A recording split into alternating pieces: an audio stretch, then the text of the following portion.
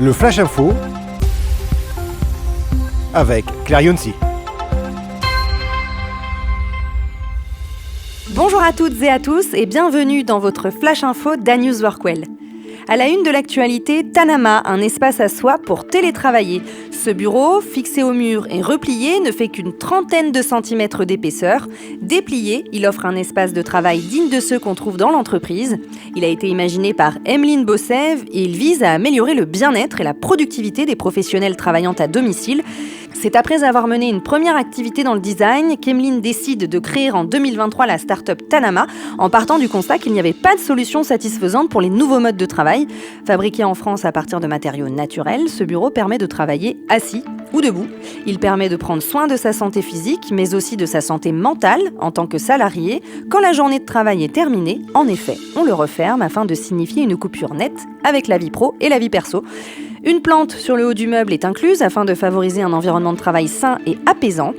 Parmi ses clients, Emeline vise non seulement les télétravailleurs qui, surtout dans les grandes métropoles, manquent de place, mais aussi les entreprises qui ont pour obligation de veiller à la santé de leurs salariés.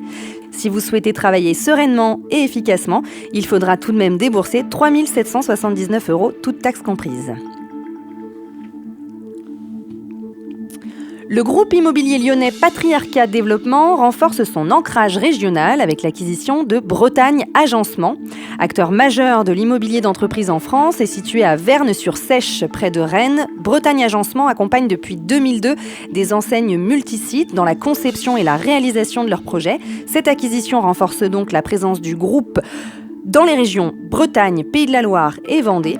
Bretagne Agencement, avec un chiffre d'affaires annuel de 7 millions d'euros, conservera Jacques Travers à sa direction générale. Ce maintien permettra une transition harmonieuse, tout en préservant le savoir-faire qui a bâti la réputation de la société.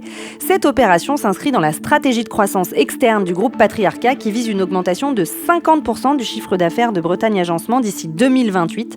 Olivier Faurat, président du groupe Patriarcat Développement, souligne les synergies créées par ce rapprochement, notamment grâce à la mutualisation des compétences et des réseaux de partenaires. Le groupe, installé à Vénissieux, est désormais présent dans 8 métropoles de l'Hexagone, Lyon bien entendu, Paris, Bordeaux, Lille, Nantes, Aix-en-Provence, Toulouse et Rennes. Dans cette nouvelle configuration, le groupe rhodanien affiche un chiffre d'affaires de 70 millions d'euros et emploie 102 collaborateurs. Il accompagne plus de 150 clients et ambitionne de renforcer sa position sur le marché de l'immobilier d'entreprise.